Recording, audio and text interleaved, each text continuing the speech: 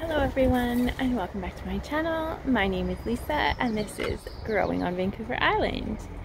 Today we're going to be planting an exciting shrub that I just found at a local nursery. It's called Hebe. I actually first discovered it last fall, but I didn't really have a spot for it in my garden, so I didn't buy it. But then when I saw it this spring at Canadian Tire, I just couldn't resist.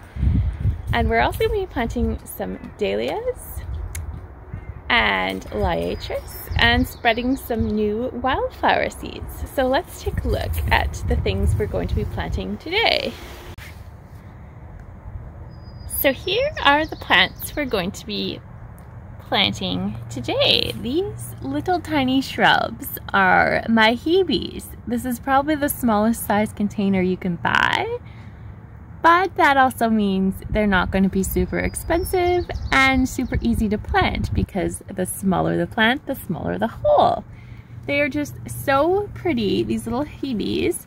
It says on the tag that they get purple flowers, which clearly they do, but it looks like they must fade to white, which is also quite nice. So we're going to be planting 3 of these. And we've got some more Liatris bulbs. These are ones that I got at Dollarama recently. And 2 varieties of Dahlias. I've never planted a Dahlia.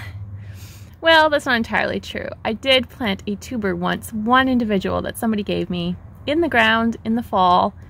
And that was a big mistake. It rotted. I never saw a real Dahlia plant out of it. But we're gonna try again.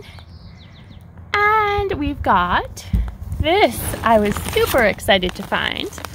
These are wildflower seeds, and it's a perennial mix by the company Uppbeat.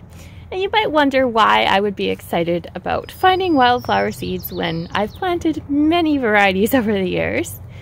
But of the seed content, what I'm most interested in this mix is that it contains yarrow seeds, only 5%, so that's not very promising, but I really wanted to plant yarrow in my yard, particularly my rock garden, and I've been having a hard time finding seeds in our area for it.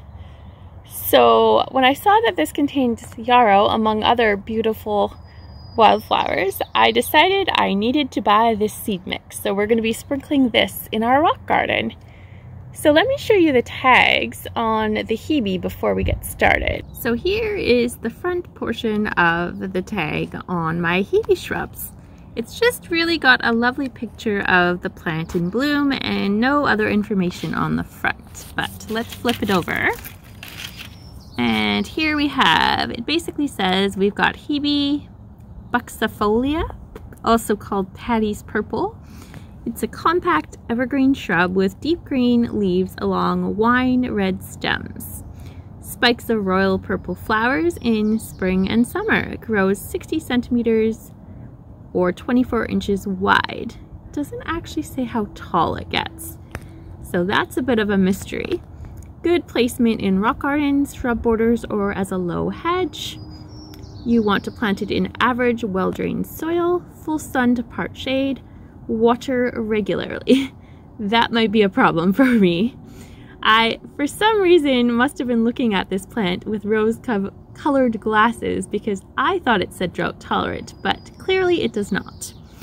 And it is hardy to zone 7, shear lightly to maintain form.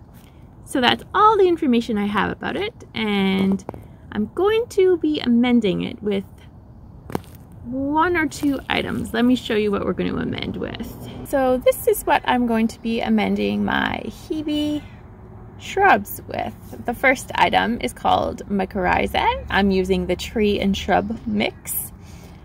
And basically what this does is allow the plants to take up water and nutrients better. So it's a great thing to start shrubs and other plants off with. This is the second item I'm going to be amending my Hebe shrubs with.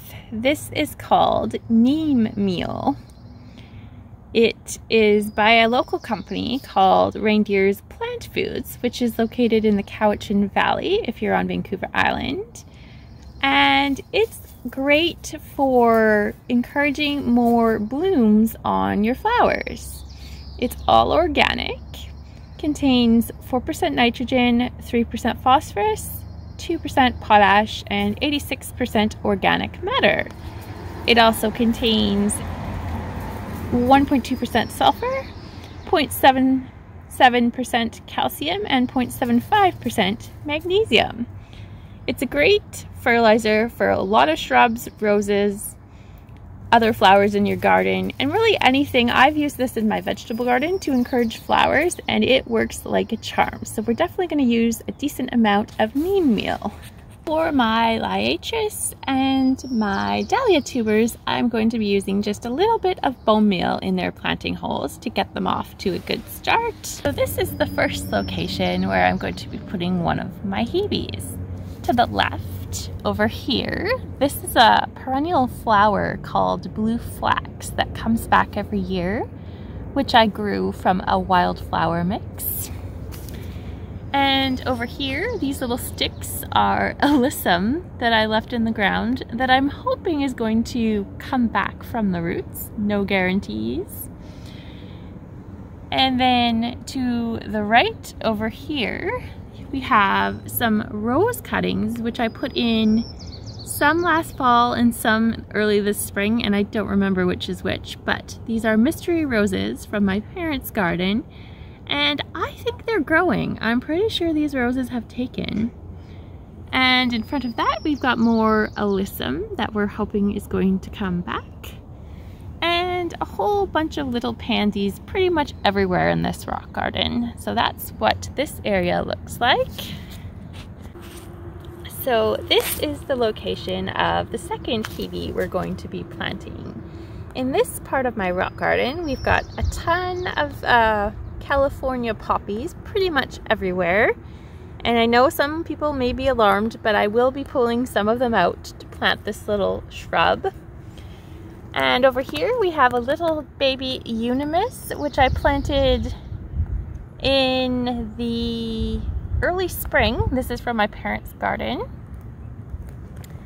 And here, I believe here we have a daisy that reseeded itself. I'm not sure if I'm going to be keeping it because I wasn't super happy with it in previous seasons.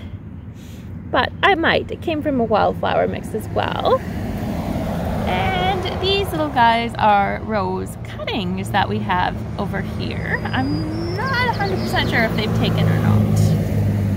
So that's what we've got going on here. This is the last location where my Hebe shrub is going to go. Behind it, you can see we have some abretia that is blooming. And we have a bunch of other poppies that are coming up. In front here, we've got a white landscape rose. And over here, we have a red wallflower. So there's also a few rose cuttings thrown into this little area. So that's where this one's gonna go.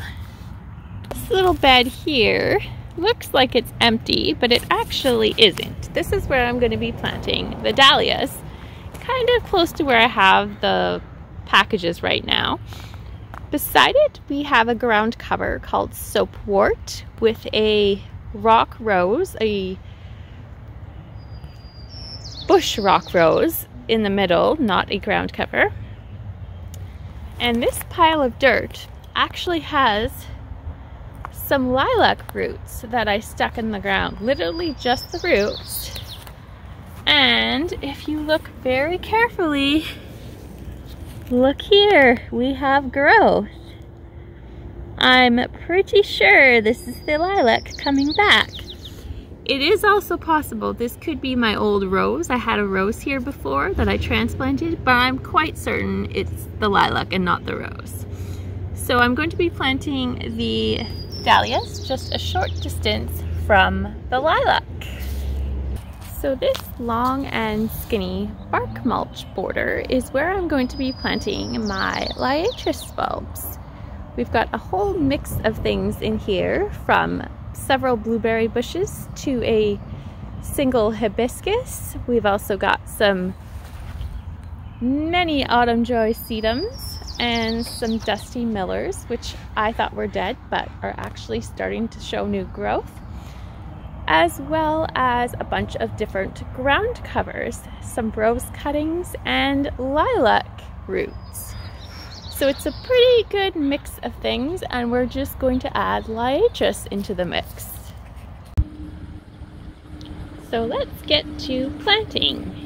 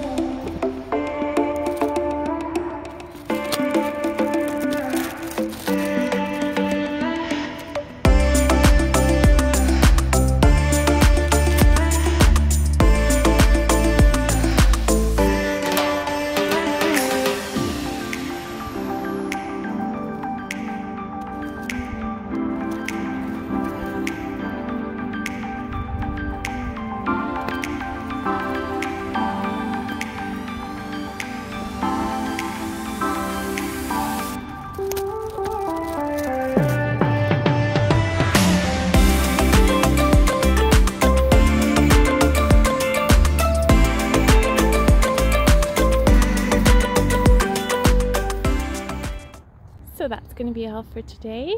I hope everyone's having a very happy Earth Day and getting to enjoy their gardens a little bit. Thank you so much for watching, and we'll see you in the next one.